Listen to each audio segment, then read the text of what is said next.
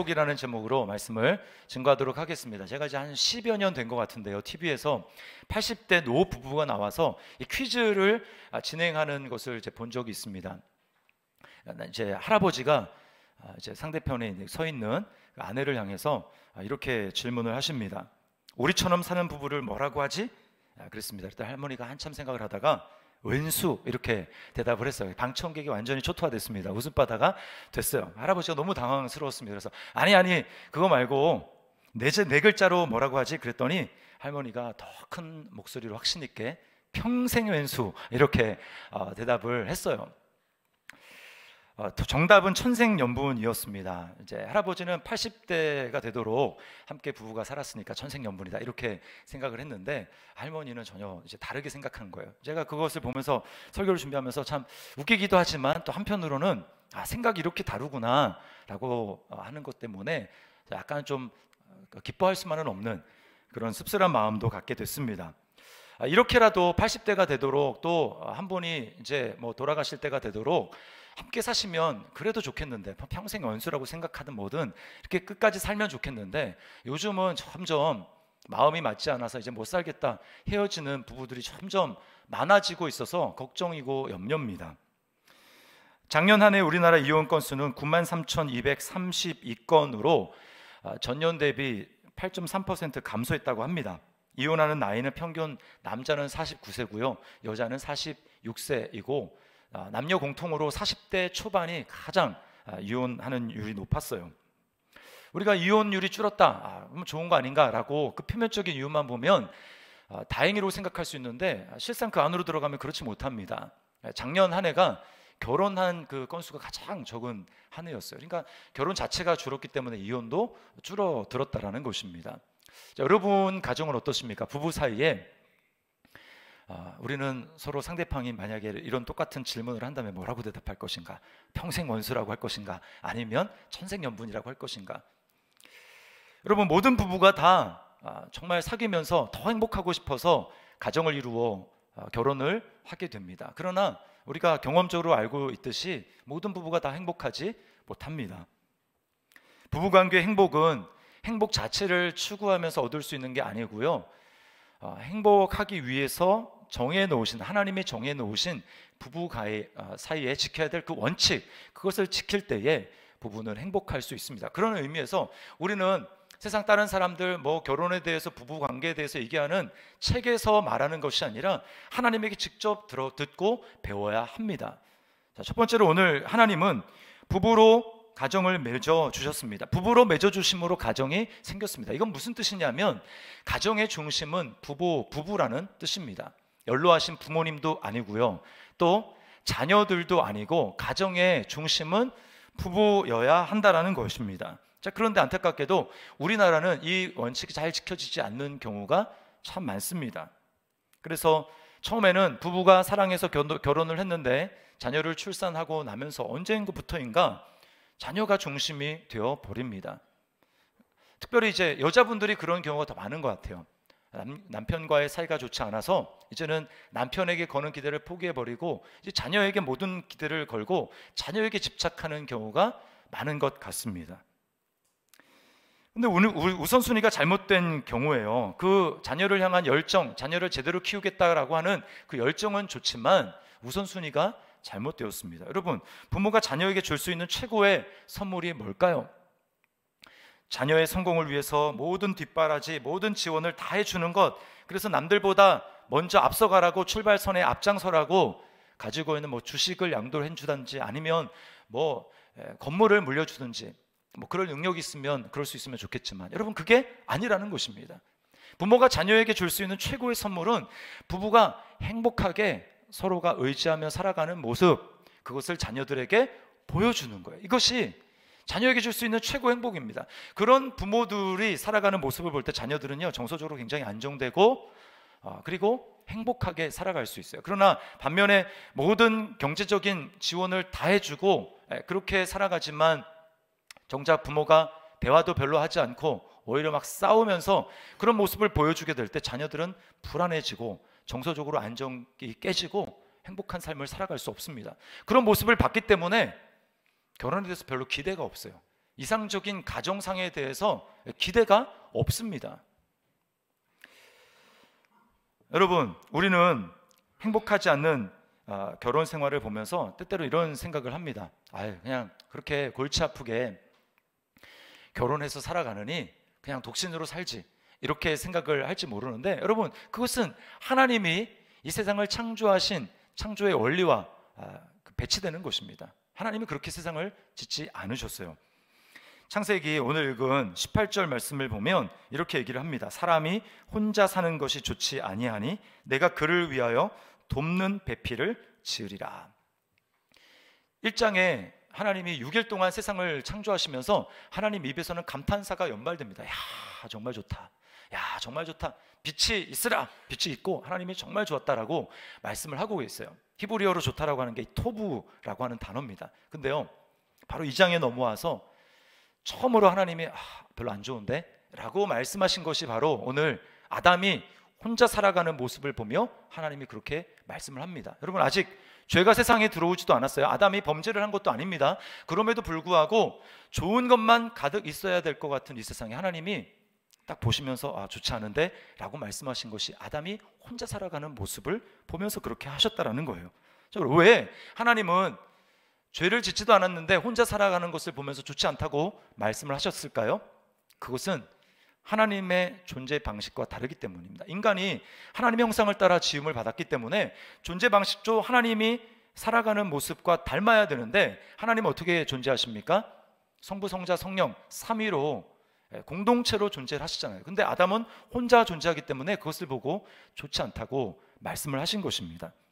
여러분, 결혼해서 부부로 살아야 하는 것이고, 만약에 하나님이 독신의 은사를 주시거나 또는 부득이한 상황이 돼서 결혼을 하지 않거나 할 수 없는 그런 상황에 있는 분이라 할지라도 어떻게 살아야 됩니까? 공동체적인 삶을 살아가야 한다라는 거예요. 공동체에 속해서 서로 공동체적인 삶을 나누는 공동체적인 삶을 살아가야 한다라는 것입니다. 하나님은 그래서 동물도 다 암수로 만드셨어요. 혼자 사는 것이 좋지 않다라고 하는 것은 어떤 뉘앙스를 가지고 있냐면, 이제 곧 한 장 뒤면은 아담과 하와가 죄를 범하지 않습니까? 그럼 죄가 들어왔을 때 어떤 모습이 되냐라고 하는 것을 보면 하나님이 왜 사람이 혼자 사는 것이 좋지 않다라고 말씀하셨는지 알게 됩니다. 죄를 범하게 되면 모든 관계가 깨어집니다. 관계가 깨어지죠. 그래서 사람이 선택하는 게 뭐냐면 그냥 홀로 굴에 들어가서 나 홀로 살아가는 삶을 선택합니다. 저 인간도 보기 싫고 이 인간도 보기 싫고 그냥 나 혼자 살아야지, 이렇게 생각하게 되는 거예요. 이게 바로 죄의 결과로 말미암아 관계가 끊어졌을 때 나타나는 모습이 혼자 살아가는 모습이기 때문에, 아직 죄가 들어오지 않았지만 하나님은 그 모습을 보시면서 혼자 살아가는 거 좋지 않아 라고 말씀을 하셨다라는 거예요. 여러분, 그러므로 부부는 서로 하나로 연합된 관계를 이루어야 된다는 것입니다. 자, 여기 놀라운 비밀이 있어요. 24절 말씀을 다시 한번 우리 같이 한번 읽어보도록 하겠습니다. 시작. 이러므로 남자가 부모를 떠나 그의 아내와 합하여 둘이 한 몸을 이룰지로다.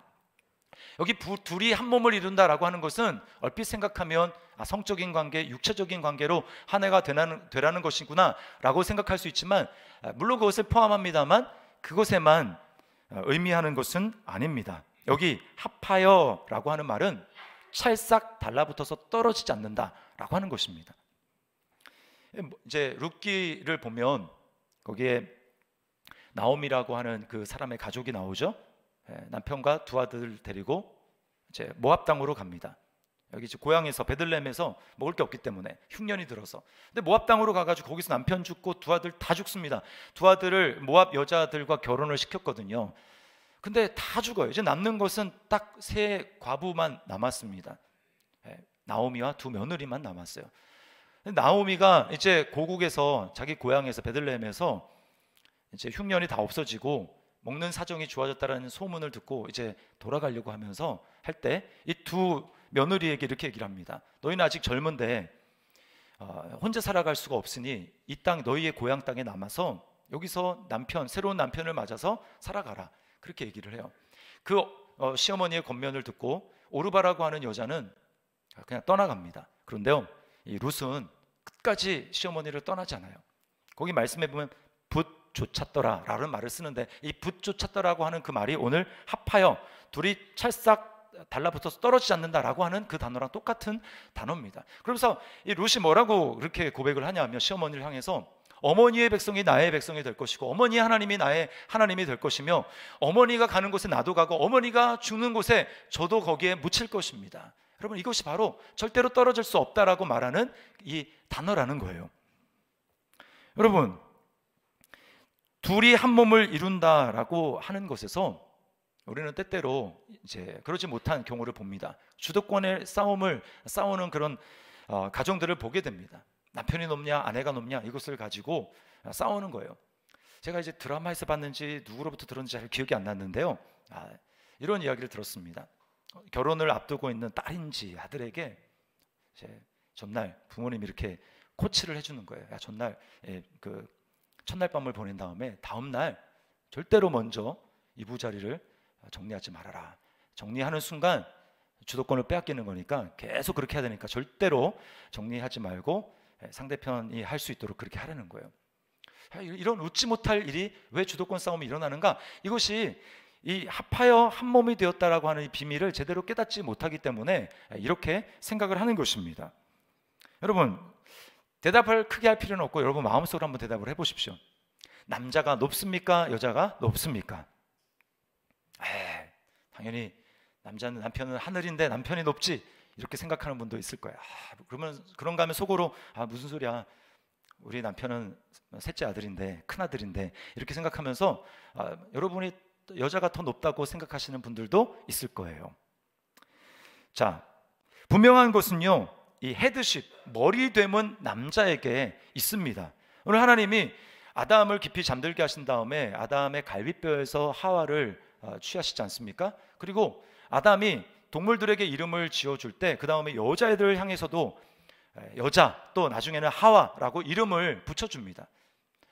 그리고 하나님은 선악과를 먹은 책임을 아담에게 물으세요.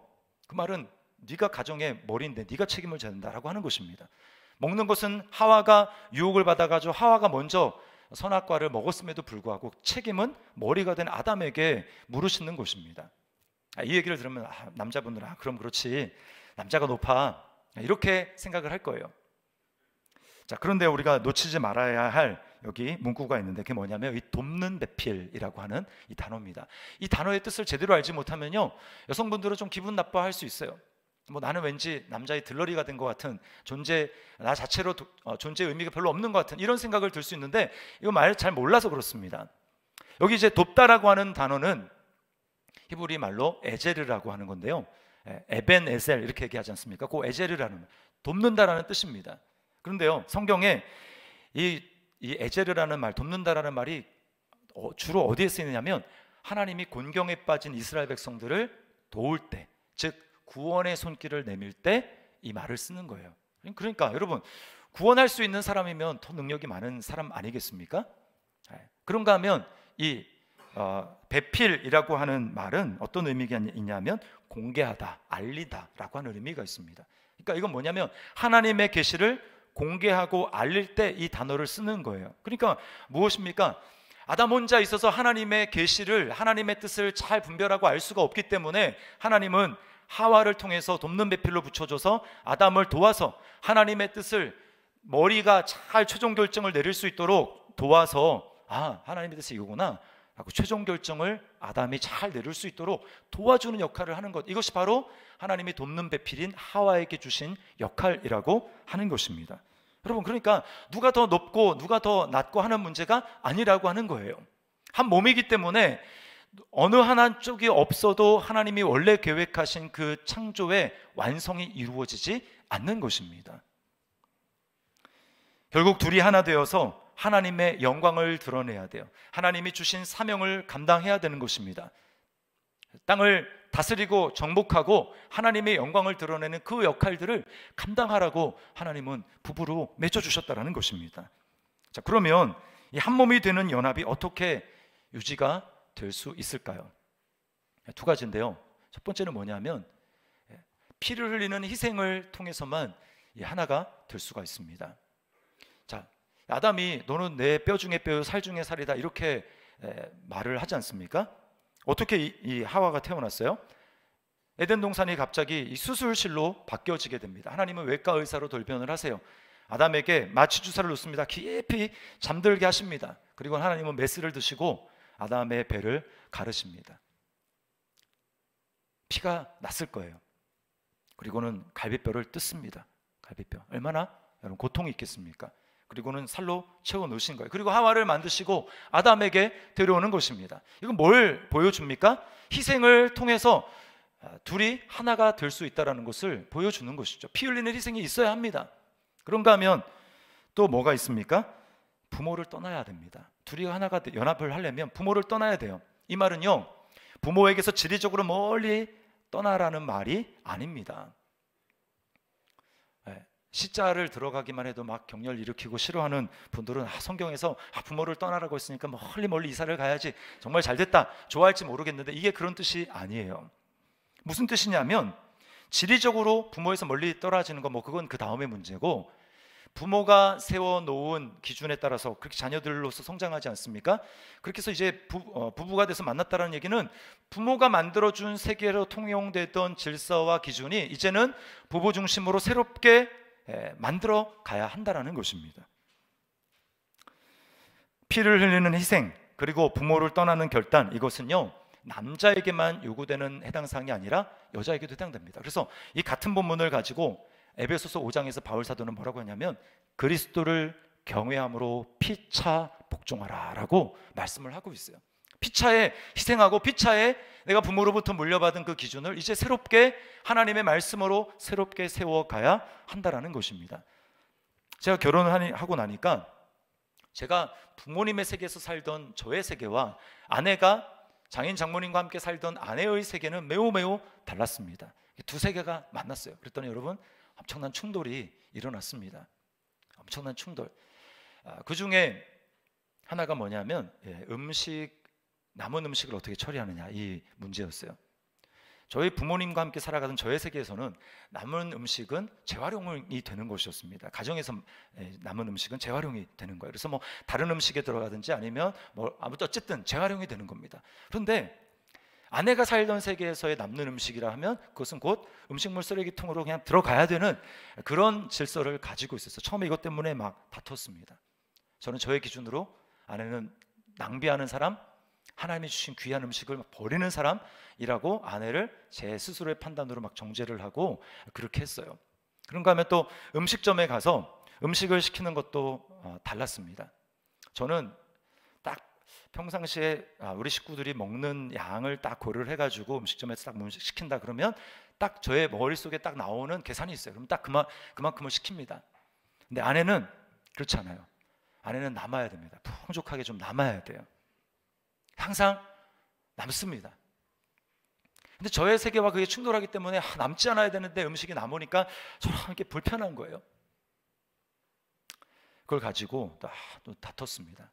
그러니까 기분 좋으려고 외식을 했는데 그런 기준이 충돌함으로 말미암아 돈은 돈대로 들고 기분은 기분대로 나쁘고 이런 일들이 반복이 되는 거예요.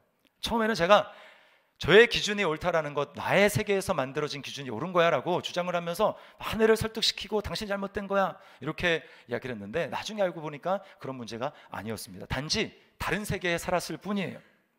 다른 세계. 지금은요 둘 다 중간 지점에서 적당하게 타협을 합니다. 더 중요한 것은 이렇게 해서 음식물 좀 버리면 어떻고 좀 남으면 어떤가. 아내는 남으면 싸가면 된다라고 했는데 남아서 집에서 싸간 적은 거의 없습니다. 그냥 이런 생각을 하는 거예요. 그러나 기분 좋게 하나님이 주신 이 기회에 기분 좋게 먹고 즐기고 함께 기뻐하는 것, 이게 더 중요하지. 이게 이래야 되냐 저래야 되냐 따진 게 뭐가 더 중요하냐. 이렇게 해서 기준을 내려놓게 점차 되었어요. 여러분, 이 둘이 하나가 되는 이런 연합을, 피를 흘리는 희생, 내가 옳다라고 생각하는 나의 기준을 내려놓는 것, 이렇게 살아가도록 해야지 연합이 이루어지는데 이것을 파괴하는 게 뭘까요? 그렇게 살아가지 못하도록 방해하는 게 그게 뭘까요? 그것은 바로 내가 모든 것의 중심이 되려고 하는 나의 중심성, 이 죄의 뿌리인 이 자기 중심성, 이게 문제라는 것입니다. 내 삶의 중심이 되시는 하나님을 마음속에서 몰아내었기 때문에 너나 할 것 없이 사람들이 자기중심적인 존재가 되었어요. 나는 아닌데. 그렇지 않습니다, 여러분. 자기중심적인 존재가 되었다는 것의 결정적인 증거가 뭔 줄 아세요? 그게 뭐냐면 사람이 자기 잘못을 잘 인정하지 않는다는 겁니다. 자기 잘못을 잘 보지도 못할 뿐더러 누군가가 이야기를 해줘도 그걸 잘 인정하지 않으려고 한다는 거예요. 그게 자기중심적인 존재의 특징입니다. 항상 그래서 탓을 하는 거예요. 아담과 하와를 보십시오. 하나님이 아담에게 야, 내가 너에게 먹지 말라고 하는 나무의 열매를 먹었니? 라고 물어보니까 아담이 뭐라고 합니까? 정상적인 경우라면 네, 먹으면 안 되는데 어떻게 하다 보니까 그렇게 됐습니다. 하나님 죄송합니다. 잘못했습니다. 이렇게 자기 잘못을 시인해야 되지 않습니까? 절대로 시인하지 않습니다.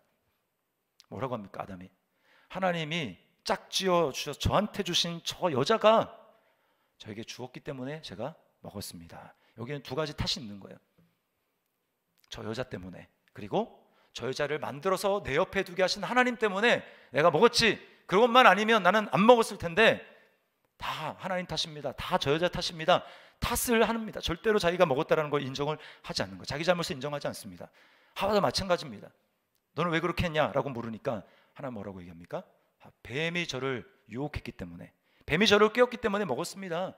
저 뱀 하나님이 만들지 않았습니까? 하나님이 만들지 않았으면 제가 유혹당할 일도 없을 거고 제가 먹는 일도 없을 텐데 하나님 저런 간교한 뱀을 하나님 만드시지 않았습니까? 하나님 탓을 하는 겁니다. 자기가 먹었다는 것에 대해서는 잘못하고 인정하는 것이 없어요.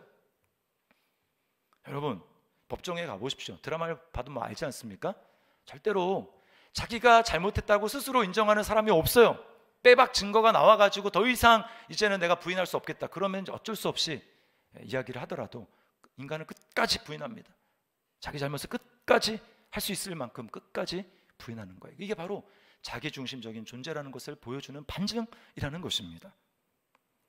여러분 왜 그렇게 인정하지 못하느냐 하면 마음속에 깊은 불안과 두려움 때문에 그렇습니다.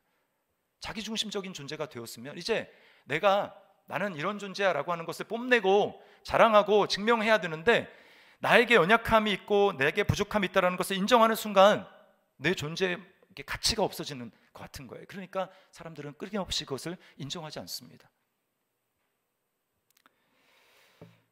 그래서 사람들은 자신의 모습을, 연약함을 직면하기를 싫어해요. 그것이 곧 나에 대한 비난과 정죄라고 생각하기 때문에 그렇습니다. 저도 마찬가지예요. 그러니까 아내와 이제 대화를 하다 보면 어떤 때는 아내는 전혀 그런 의도로 말한 것이 아닌데요, 제 스스로 저의 자격지심 때문에 괜히 저한테 이렇게 딴지를 걸고 저에게 비난하는 것처럼 이렇게 제 아내 스스로 그렇게 들려질 때가 있습니다. 당신 왜 그것밖에 안 돼?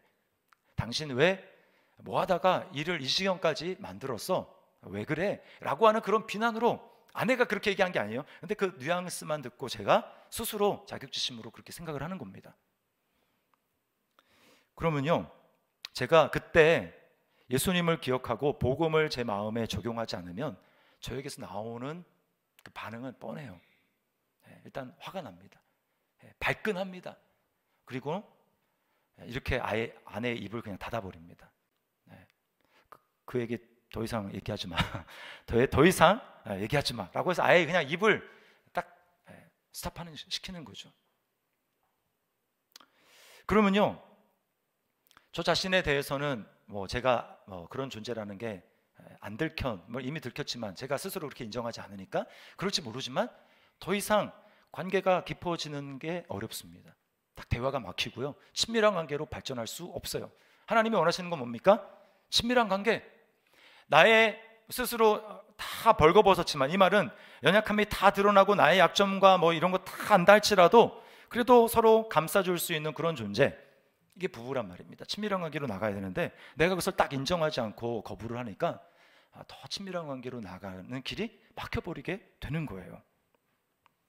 여러분, 이 문제를 어떻게 해결을 할 수 있습니까? 방법은 딱 한 가지밖에 없습니다. 그것은 그리스도께서 죽으심으로 나를 주님 자신과 한 몸 되게 하셨다라는 것을 믿을 때, 진짜 믿을 때, 그 순간에 믿을 때만 우리가 부부가 진짜 하나 되는 연합을 경험할 수 있다는 겁니다. 여러분, 사람은 정말 자기밖에 모르는 존재이기 때문에요, 희생을 하지 않습니다. 희생하기 싫어해요. 희생을 해야 될 때에도 하는 방식은 내가 원하는 때 내가 원하는 방식으로 희생을 하려고 합니다. 그리고 생색을 냅니다. 정말 상대방이 원하는 방식으로 상대방이 원하는 때에 자기를 내어주지 못해요. 이게 우리의 인간의 연약함입니다. 그러나 예수님을 보십시오. 예수님은 저와 여러분을 조건 없이 사랑하십니다. 예수님이 이 땅에 오신 거는요, 우리와 한 몸 되기 위해서, 떨어져 있는 우리와 한 몸이 되기 위해서 주님은 이 땅에 내려오셨어요. 아버지 집을 떠나셨습니다. 부모 집을 떠나셨습니다. 자기 기준을 내려놓으셨어요. 하늘의 보좌, 영광스러운 그 보좌를 떠나셔서 우리를 향해서 오셨습니다. 이 땅에 누가 살고 있습니까? 그런 주님을 인정해 주는 사람이 아니라 그런 주님을 오히려 반역하고 대들고 대적하는 반역의 무리들만 살고 있는 이 땅에 주님은 아버지의 집을 떠나서 오셨어요. 그리고 어떻게 하십니까? 주님은 우리를 위해서 피 흘리는 희생을 하십니다. 나밖에 모르고 나 존재를 드러내기를 원하고 그렇게 살아가는 우리를 위해서, 가망 없는 우리를 위해서, 죄와 허물로 죽었던 우리를 위해서 주님은 십자가에서 피 흘리십니다. 아담은 갈비뼈만 뜯겼지만 죽진 않았죠. 그러나 진정한 아담이 되셔서 우리를 신부로, 자기 몸으로 귀하게 삼아주시는 진정한 아담 되시는 예수 그리스도께서는, 신랑 되시는 그분은 우리를 위해서 손과 발이 못 박히시고 옆구리가 창에 찔리는 그 희생, 피 흘리는 희생을 감당하셨다라는 거예요. 그래서 주님은 우리를 주님과 한 몸 되게 하셨습니다. 주님과 연합되게 하셨어요. 여러분, 예수님을 믿는다라는 것은 이런 놀라운 비밀이 있는 것입니다. 더 이상 우리가 예수님과 떨어지지 않는 거예요. 어떤 내 삶에 죄가 있다 할지라도 주님과 이 연합이 떨어지지 않습니다. 딱 달라붙어서 이제는 영원히 뗄 수 없는 연합이 이루어진 거예요. 여러분, 이게 얼마나 말도 안 되는 일입니까? 보통 우리가 부부가 함께 맺어질 때는 좀 비슷한 사람을 배우자로 고르지 않습니까? 대학도 뭐 나오고 또 가정도 좀 보고, 그래 나랑 좀 맞겠다, 이런 사람을 배우자로 선택을 합니다. 그러나 주님이 우리 배우자를 선택한 기준을 보십시오. 너무나 말도 안 돼요. 우리 자신의 모습을 내가 알지 않습니까? 때로는 나도 나를 용납하고 받아들이는 게 어려운데, 나도 내가 용서가 안 될 때가 있는데, 이런 나를 어떻게 주님은 조건 없이 사랑하셔서 아버지 집을 떠나시고 피 흘리는 희생을 통해서 나를 자기 몸으로, 자기 신부로, 교회로, 영광스러운 존재로 맞아줄 수 있는가? 미녀와 야수 같아요. 미녀와 야수. 우리는 야수죠. 너무나 분명하고 감사한 것은 그런 이해할 수 없는 사랑이 우리에게 실제로 일어났다라는 것입니다. 그리고 우리는 예수 그리스도를 믿음으로 말미암아 이게 우리에게 관념적인 사실이 아니라 실제로 일어났고, 우리는 예수 그리스도와 하나 된, 한 몸 된 교회가 되었고 연합이 되었고, 이것은 절대로 영원토록 떨어질 수 없다라는 것입니다. 여러분, 믿으시면 아멘 하시기 바랍니다. 놀라운 일이에요. 그래서 에베소서 5장 27절 말씀에 이렇게 이야기합니다. 우리 같이 한번 읽어보겠습니다. 시작. 영광스러운 교회로 세우사 티나 주름 잡힌 것이나 이런 것들이 없이 거룩하고 흠이 없게 하려 하심이라. 여러분, 이 사실을 정말 믿게 될 때요, 우리는 비로소 나 자신의 연약함을 직면할 수 있게 됩니다.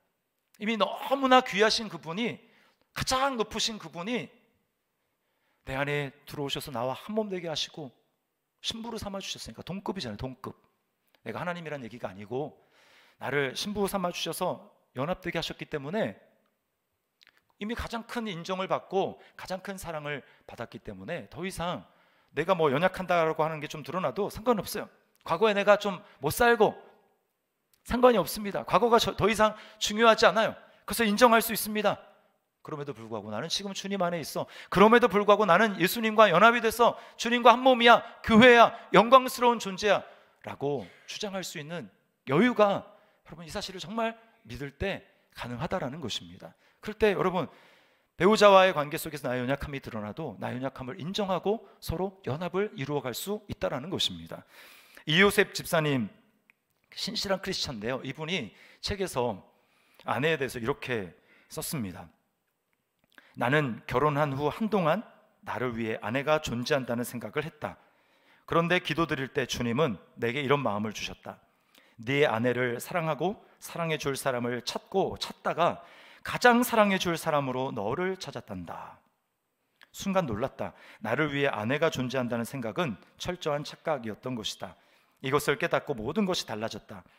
하루는 아내가 아파서 아내 앞에 무릎을 꿇고 기도했다. 그렇게 시작한 기도는 전혀 예상하지 못한 방향으로 흘러갔다. 주님, 나와 아내가 한 몸이라는데 나는 아프지 않은데 아내는 이렇게 아파하고 있습니다. 기도는 점점 절박해져 갔고 내 눈에서는 눈물이 뚝뚝 떨어지기 시작했다. 주님, 아내의 아픔을 내게 주세요. 그리고 내가 가진 평강을 아내에게 주세요. 주님, 용서해 주세요. 내가 아플게요. 나는 어깨를 들썩이며 회개하며 울었다. 제가 이 고백을 보면서 제가 회개했습니다. 내가 정말 아내가 아프다고 할 때, 나 허리가 아파, 뭐 이렇게 아파 얘기할 때 정말 이분처럼 그렇게 간절하게 정말 하나님 앞에 기도했던가. 제가 좀 염려되는 거 있는데요. 이런 간증을 딱 하면 집에 가서 여보 들었지? 이렇게 하란 말이야 라고 할까봐 제가 좀 염려가 됩니다. 여러분, 제가 이러라고 들은 말씀 아니죠? 들은 여러분이 먼저 하셔야 됩니다. 들은 여러분이, 예수님을 믿은 내가 먼저 내려놓고 하는 거예요. 여러분, 이런 마음을 가지고 살아갈 때 처음에는 엄두가 안 나죠.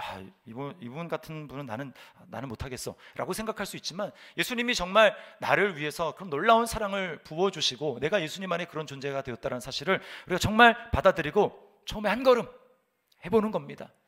그렇게 할 때 처음에는 미비할 수 있지만 그런 예수님 안에서의 믿음의 행동들이 하나하나 쌓이게 될 때, 여러분, 우리 가정, 우리 부부는 놀라운 부부로 점점 변해갈 줄 믿습니다. 그리고 우리 가정은 하나님의 나라의 모습으로 점점 변해갈 줄 믿습니다. 또한 우리를 통해서 우리 자녀들이 건강한 가정을 꿈꾸고 하나님을 사랑하며 하나님을 실제로 경험하게 되는 그런 놀라운 일이 일어나게 될 줄 믿습니다. 이러한 일이 풍성하기를 주님의 이름으로 축원합니다. 우리 말씀을 기억하면서 이 시간 찬양하겠습니다. 사랑의 종소리라는 이 찬양, 우리 하나님 앞에, 주님, 우리 부부가 그렇게 이런 부부 되게 도와주십시오. 아니, 내가 이런 배우자, 이런 남편, 이런 아내 되겠습니다. 주님의 사랑을 마음에 품고 이렇게 하겠습니다. 우리 나의 결단을 담아서 이 찬양 하나님 앞에 드리겠습니다.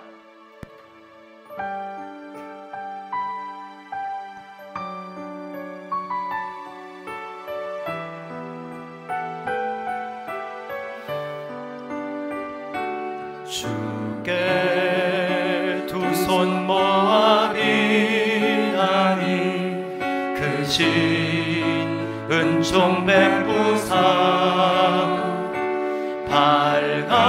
밝아오는 이 아침을 환히 비춰주소서.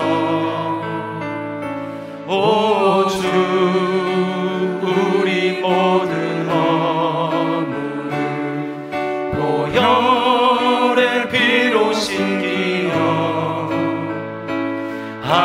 하나님 사랑 안에서 행복을 갖게 하소서.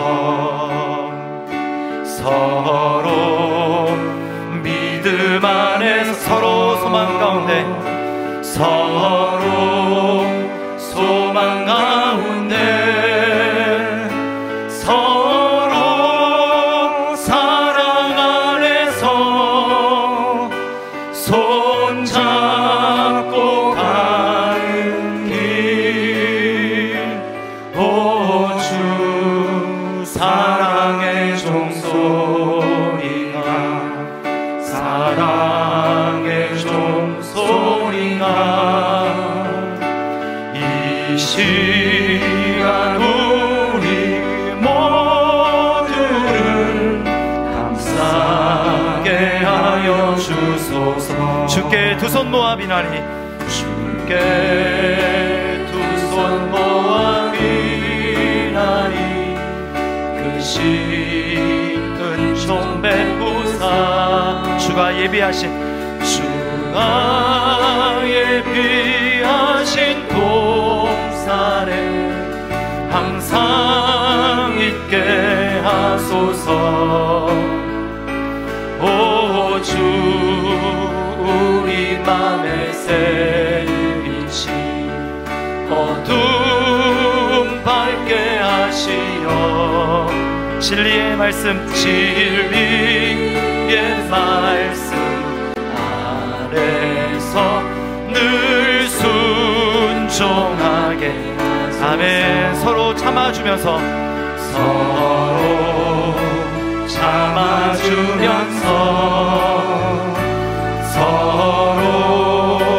감싸주면서 서로 사랑하면서 주께로 가는 길. 오 주 사랑의 종소리가 사랑의 종소리가 이 시간 우리 모두를 감싸게 하여 주소서. 서로 참아주면서 서로 참아주면서 서로 감싸주면서 서로 사랑하면서 주께로 가는 길. 오 주 사랑의 종소리가 사랑의 종소리가 이 시간 우리 모두를 감싸게 하여 주소서. 우리 말씀을 기억하고 기도하겠습니다. 말씀 듣는 거로 끝이면 아무런 소용이 없습니다. 왜 하나님이 우리 부부를 만나게 하셨습니까? 하나가 되라고, 합하여 한 몸이 되라고 그렇게 하셨습니다. 그러나 예수님을 기억하지 않는다면, 예수님의 십자가와 부활을 생각하지 않는다면 이 인간만으로는 이것은 불가능한 일입니다. 불가능한 이상에 지나지 않아요. 예수 그리스도가 내 마음에 계시고 정말 주님과 같지 않은 나를 십자가로 피 흘려서 희생해 주시고 아버지 집을 떠나시고, 그래서 나와 예수님을 하나로, 나를 주님의 신부로 친밀한 사랑을 보여주셨기 때문에 내가 받은 사랑, 내게 베풀어 주신 은혜, 그것을 기억할 때 여러분 비로소 우리는 희생할 수 있는 첫발을 내디딜 수 있는 것입니다. 여러분, 왜 부부관계가 점점 힘들어집니까? 왜 점점 갈등의 골이 깊어집니까? 왜 돌이킬 수 없는 파국으로 점점 치달아갑니까? 그것은 내가 희생하기 싫어하고, 내가 내 기준을 포기하기를 싫어하고, 상대가 먼저 나에게 그렇게 해주기를 바라기 때문에, 그래서 연합이 깨어지고 합하여 한 몸이 될 수 없는 것입니다. 이 시간 여러분이 정말 예수님을 마음속에 주님으로 영접하셨다면 우리 결단하며 기도했으면 좋겠습니다. 주님, 사랑을 받은 내가 그렇게 희생하기를 원합니다. 결단하기를 원합니다.